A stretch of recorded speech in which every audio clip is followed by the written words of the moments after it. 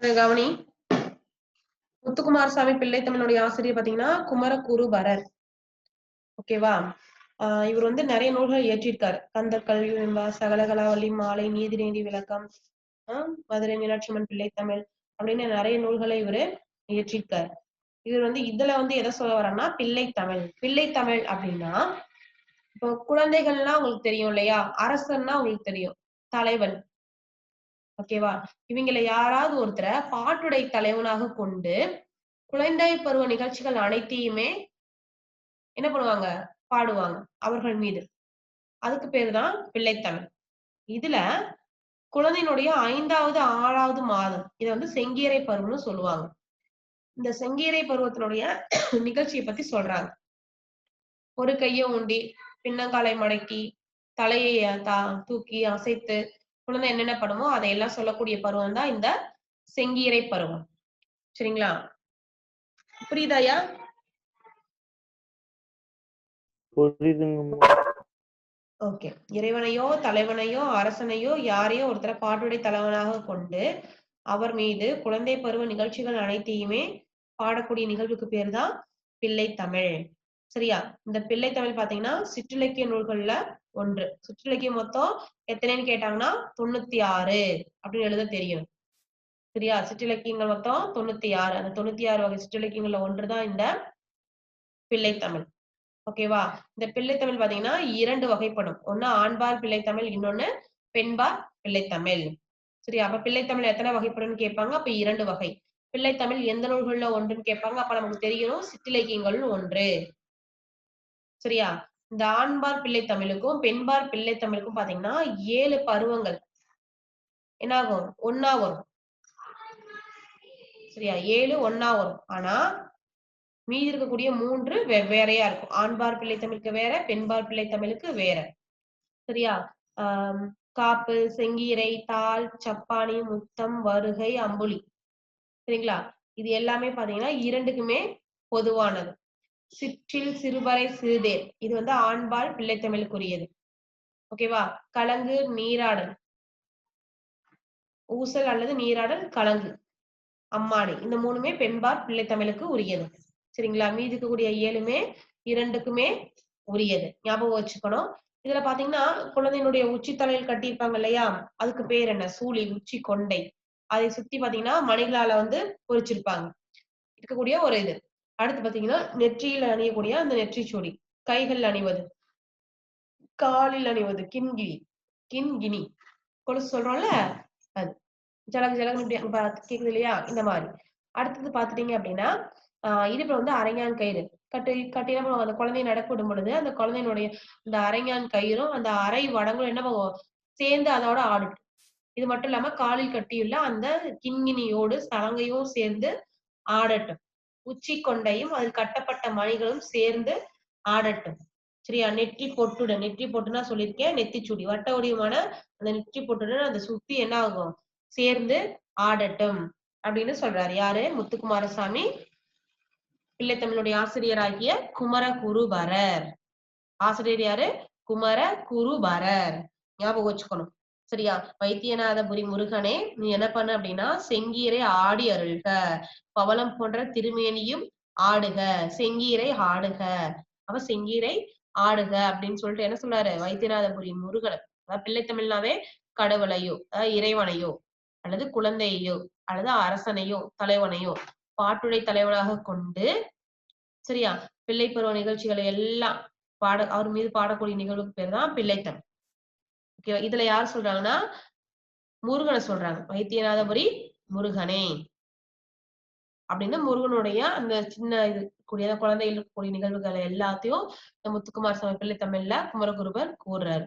சரி, அவருடைய காலம் பாத்தீங்கன்னா 17ஆம் நூற்றாண்டு. இவர் அறிந்த மொழிகள் வந்து பாத்தீங்கன்னா வடமொழி, இந்துஸ்தானி, சரிங்களா? தமிழ் இந்த 3யுமே இவர் அறிஞ்சிருக்காரு. வடமொழி, இந்துஸ்தானி, தமிழ் இந்த 3யுமே இவரு அறிந்து தெளிஞ்சிருக்காரு. சரிங்களா? மும்மணி கோவை, திருவாரூர் மும்மணி கோவை, நீதிநெறி விளக்கம், சகலகலாவல்லி மாலை, ஓகேவா? கந்தர் கலி வெண்பா, மதுரை காமகம், மீனாட்சி அம்மை பிள்ளை தமிழ் இது எல்லாமே இவர் இயற்றிய நூல். புரியுதாயா? புரியுதுங்கம்மா. இங்க பாரு,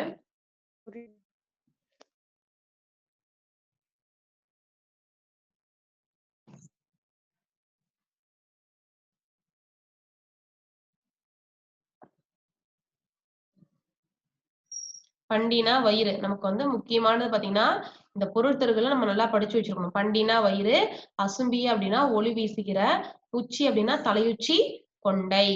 திருவடியில் அணிந்த சிறு செம்பொன் கிண்கிணிகளோடு.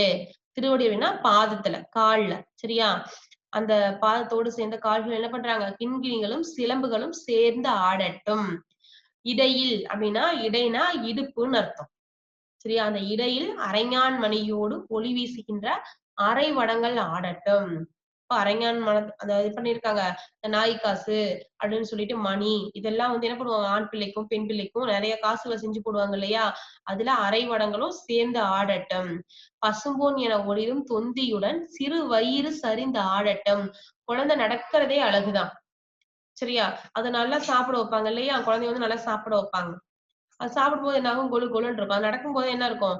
இடுப்பெல்லாம் மேலயும் கீழயும் அசைந்து அழகா இருக்கும் பார்க்கறக்கே. பட்டம் கட்டிய நெற்றியில் விளங்குகின்ற பொட்டுடன் வட்ட வடிவமான சுட்டியும் என்ன ஆகட்டும்? பதிந்து ஆடட்டும். நெற்றியில் கட்டியிருக்கக்கூடிய அந்த சுட்டியுடன் வட்டமும் என்ன ஆகட்டும்? பதிந்து ஆடட்டும். கம்பிகளால் உருவான குண்டலங்களும், காதுல வந்து பாத்தீங்கன்னா, நம்ம தோடு போட்டிருக்கோம் இல்லையா? இது மாரி கம்பியால் உண்டான அந்த குண்டலங்களும் இதோட சேர்ந்து ஆடட்டும். அப்படின்னு சொல்றாங்க. தொன்மையான வைத்தியநாதபுரியில் எழுந்தருளிய முருகனே, நீ என்ன பண்ண? செங்கீரை ஆடி அருள்க. இவற்றுடன் அழகிய பவளம் போன்ற உன்னுடைய திருமேனியும் ஆடுக. அப்படின்னு சொல்லி முத்துக்குமார் சாமி பிள்ளைத்தமிழுடைய ஆசிரியராகிய குமரகுருவர குழந்தை பருவ நிகழ்ச்சிகள் அனைத்தையுமே என்ன பண்றாரு? சொல்றாரு. இதுதான் ரொம்ப முக்கியம். செங்கீரை செடி காற்றில் ஆடுவது போன்று குழந்தையினுடைய தலை 5ஆம், 6ஆம் மாதங்களில் மென்மையாக அசையும். இப்பருவத்தை செங்கீரை பருவம் என்பர். இப்பருவத்தில் குழந்தை தன்னுடைய இரு கைகளை ஊன்றி ஒரு காலினை மடக்கி மற்றொரு காலை நீட்டி தலை நிமிர்ந்தும் முகம் அசைத்தும் ஆடும். இதுக்கு பேர் தான் செங்கீரை பருவம். நிறைய பேர் பாத்தீங்கன்னா நிறைய வீட்டுல குழந்தைகள் இருக்கும். அக்கா குழந்தையோ, அண்ணன் குழந்தையோ, சித்தி சித்தப்பா நீங்க பாத்துப்பீங்க. ஏன் உங்க தம்பி உங்க தங்கச்சி நீங்க பார்க்கும்பொழுது எப்படி இருந்திருப்பாங்க? இதே மாதிரிதான் இருந்திருப்பாங்க. இதெல்லாம் பாத்தீங்கன்னா உங்களுக்கு அந்த நினைவுகள் வரும். சிலம்பு கிண்கிணினா எங்க அணிவது பாத்தீங்கன்னா காலில் அணிவது. அரைஞான் அப்படின்னா இடையில், இடை அப்படின்னா இடுப்பில் அணிவது. சுட்டி அப்படின்னா நெற்றியில் அணிவது. சரி, நெத்திச்சுடின்னு சொல்றோம் இல்லையா? அதுதான். குண்டலம் குலை அப்படின்னா காதில் அணிவதற்கு பேர் தான் குண்டலம் குலைன்னு அர்த்தம். சூளி அப்படின்னா தலையினுடைய தலையில் அந்த உச்சியில் அணிவதற்கு பேர் தான் சூளி. சரியா? புரியுதா ஐயா? புரியுதா இல்லைங்களா? புரியுதுங்கம்மா. ஓகே. இங்க பாரு, ஆண்பார் புரியுதுங்க. பிள்ளைத்தமிழ், பெண்பார் பிள்ளைத்தமிழ். இருபாலருக்கும் பொதுவான பருவங்கள் பாத்தீங்கன்னா மொத்தம் 7. காப்பு, செங்கிறை, தார், சப்பாணி, முத்தம், வருகை, அம்புலி.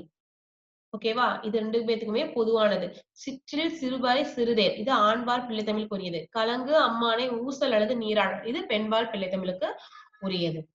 சரியா? ஞாபகம் வச்சுக்கோ. சரி, ரொம்ப ஈஸியான கொஸ்டின். நம்ம குழந்தை பருவ நிகழ்ச்சிகள் எல்லாத்தையுமே சொல்லக்கூடியதாக இது இருக்கு. ஏதாவது கஷ்டம் இருந்தா சொல்லு.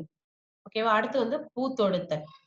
ஓகேவா? இன்னொரு ஆசிரியர் பாத்தீங்கன்னா, உமா மகேஸ்வரி. ஆசிரியர் யாரு? உமா மகேஸ்வரி. இவங்க பாத்தீங்கன்னா, மதுரை மாவட்டத்துல பிறந்தவர். ஆனா இப்போது எங்க இருக்காங்கன்னா, தேனி மாவட்டத்துல ஆண்டிப்பட்டியில வாழ்ந்து வர்றாரு. இவங்க வந்து நிறைய நூல்கள் இயற்றியிருக்காங்க. நட்சத்திரங்கள் நடுவே, கற்பாவை, வெறும்பொழுது, இது எல்லாமே இவருடைய கவிதை தொகுப்புகள். இது மட்டும் இல்லாம இவங்க கவிதை எழுதியிருக்காங்க, சிறுகதை எழுதியிருக்காங்க, புதினம் அப்படின்னு பல தளங்கள்ல தன்னுடைய படைப்புகளை உருவாக்கி வர்றாங்க. புரியுதாய்யா? இத பத்தி நான் நாளைக்கு சொல்றேன். ஓகேவா? ஈஸியா இருக்குங்களா?